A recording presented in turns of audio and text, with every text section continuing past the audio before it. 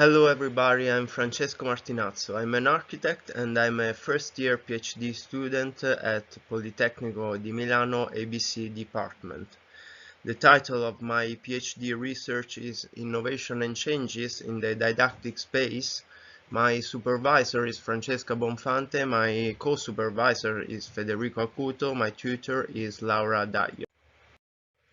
So I decided to structure this presentation in two parts. In the first part we will see is dedicated to the research project, the second part to the literature review.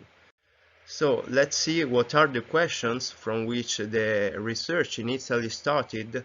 So as first step I asked myself what is the state of the Italian school heritage and what are the implications of the COVID pandemic for schools.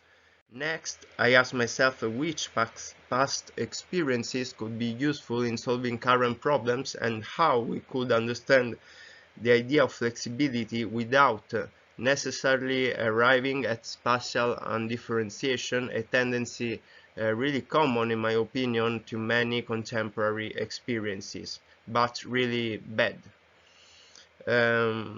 Lastly, imagining possible outcomes of my research, I asked myself about the possible definition of architectural prototypes and about the possible use of new technologies in a creative and spatial case, looking at the experiences of video art.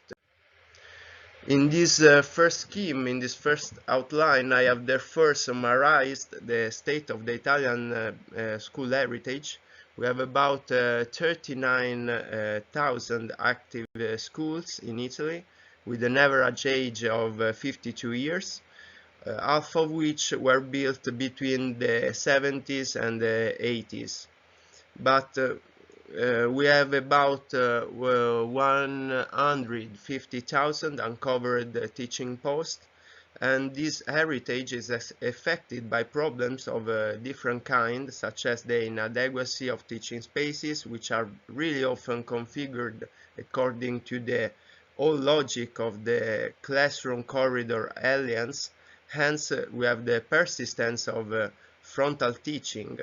Another problem is the unsafety of the structures and of the load-bearing structure of many buildings and the inefficiency of plant and systems. However, the ISTAT projections for 2030, despite the unfortunate fact of demographic decline due to the falling birth rate, foresee a decrease of about 1 million students compared to today, with a consequent surplus of spaces and less need for teachers, which, among other things, would lead to savings of 2 billion euros a year.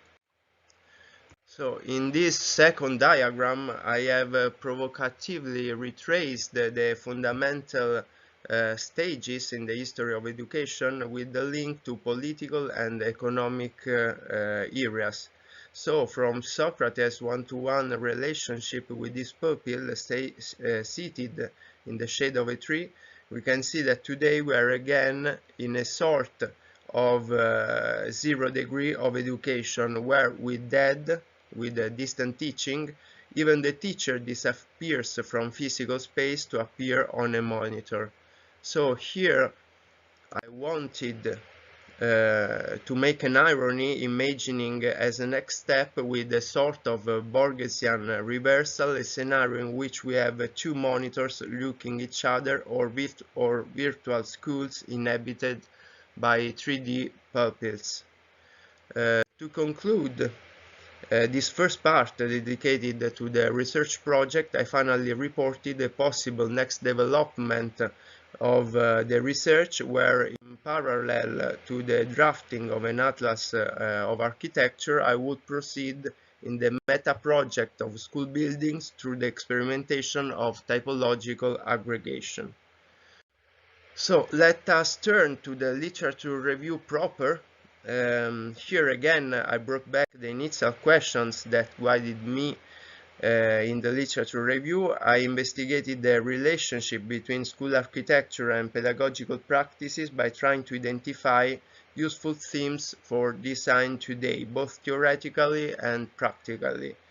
I then asked myself about the historical moments in which these useful themes emerged in the architectural debate, and then analyzed contemporary research and the possible effect of chosen themes on the built environment. This has led to the structuring of a literature review on two main time spans, the current one and that one of the 60s and 70s, which share the experimentation of new technologies in education.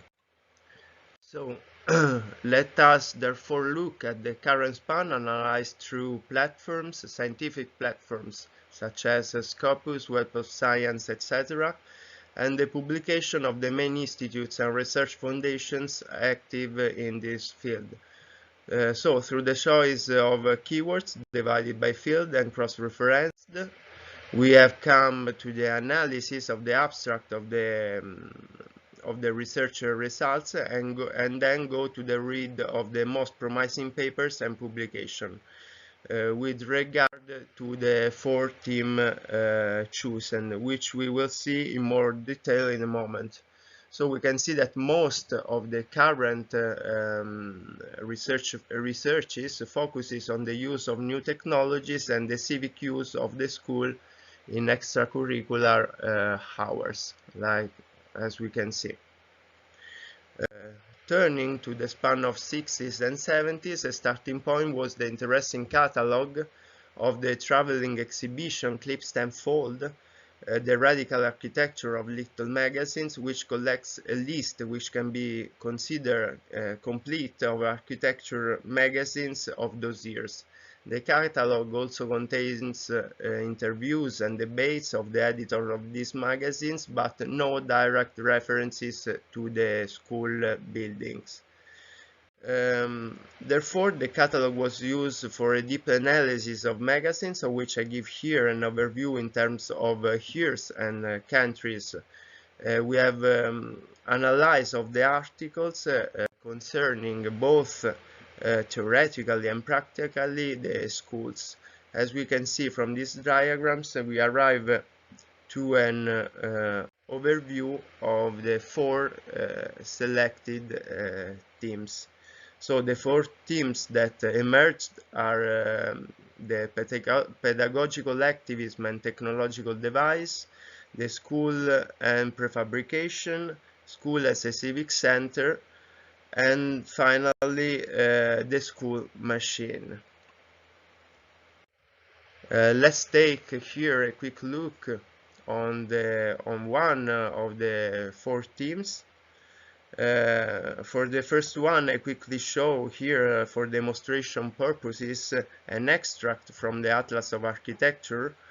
So we have the cover of the magazine with the title of the article taken. Then we have the character, who in this case is a pedagogue heading a study committee on the US secondary schools. Then the school designed according to his guidelines, the architect that designed the school, and a summary report of the story, and then finish with the architectural drawings. Here we have the plans, sections, and so on. I also quickly go through the remaining three topics. So we have school and prefabrication with three of the schools chosen in the atlas, school as a civic center, and finally the machine school. So to conclude, I believe this study is important in order not to commit the same mistakes made in the past and to understand which elements and which categories of the 60s and 70s, which were the most fertile for school experiments, can be taken for the structuring of the post-COVID school. Thank you for your attention.